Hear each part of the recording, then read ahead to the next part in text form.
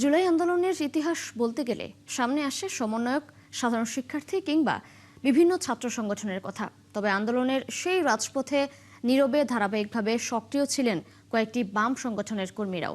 মতাদর্শের ভিন্নতা পেরিয়ে এক কাতারে সবার সাথে যারা ছিলেন সম্মুখ সমরে। সিফাত ফারুকের প্রতিবেদন।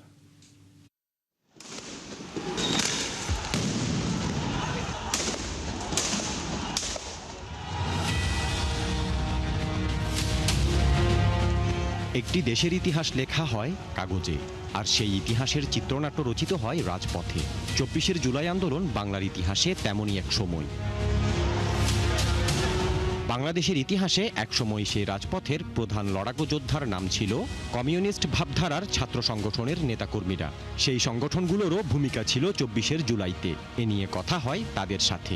গণ অভ্যুত্থানের যে বীজ, এইটার যে বিস্তরণ, সেটা আসলে ৭ জানুয়ারিতে আমরা দেখতে পাইছি যে এইরকম একটা ক্ষমতা, একটা জবরদখলের সময়ও 96% মানুষ আসলে ভোট কেন্দ্রেই যায় না। এই কোটা সংস্কারের দাবিতে আন্দোলনটা দানা বাঁধছে, তখন আমরা এই ৫-৬ তারিখের দিকেই আমরা আমাদের সংগঠনের যে পুরুষশক্তি সারা দেশে আমরা সেই ডিরেকশনটা দিই যে আসলে এই আন্দোলনটাতে আমাদের সর্বোচ্চভাবে যুক্ত হতে হবে। এটা একটা যৌক্তিক দাবি। তখন কিন্তু রাজাকারের বাচ্চা নাতিপুতি বলে কিন্তু গালি দিয়েছিল আমাদের স্টুডেন্টদেরকে।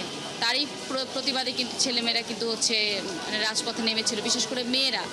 ভোগান্তি ভুলে চলে আসুন রিগালে। ওয়ারেন্টি সহ স্টাইলিশ কালেকশন নিয়ে রেডি রিগাল ফার্নিচার। এই দাবি যদি আমরা এটা যদি বাতিল করতে চাই, তাহলে এখানে ছাত্র আন্দোলন দরকার, শিক্ষার্থীদের আন্দোলন দরকার। ফলে এই বিষয়ে একটা কমন ঐক্যমত্য সকল ছাত্র সংগঠন নেতৃবৃন্দের মধ্যে ছিল।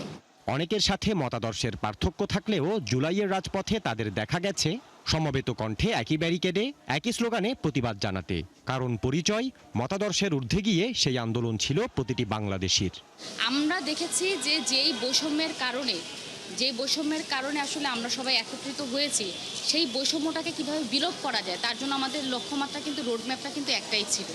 তাহলে সেই রোডম্যাপে কিন্তু সবাই আমরা কিন্তু সমান তালে এগিয়েছি।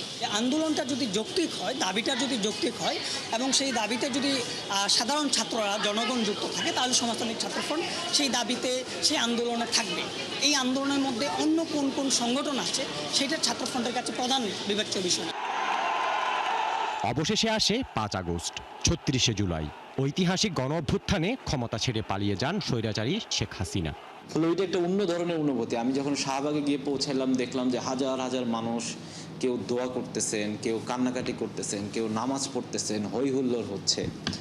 এবং এটা এই জায়গা থেকে আমি এই পার থেকে আরেকটা আমার কর্মী সহযোদ্ধাকে দেখতে পাচ্ছি, এত মানুষ, এত উৎফুল্ল যে ওর কাজ পর্যন্ত আপনি পৌঁছাইতে পারবেন না 2 ঘন্টায়।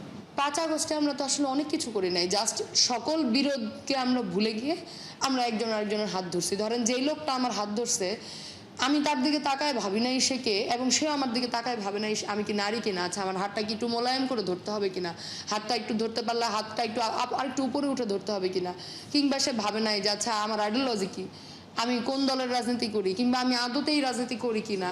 জুলাই আন্দোলনে ইন্টারনেট বন্ধের সময় কর্মসূচি বাস্তবায়নে বিশেষ ভূমিকা রাখা ছাড়াও শিক্ষার্থীদের নিরাপত্তা আর যোগাযোগে কাজ করেছেন বামধারার অসংখ্য কর্মী।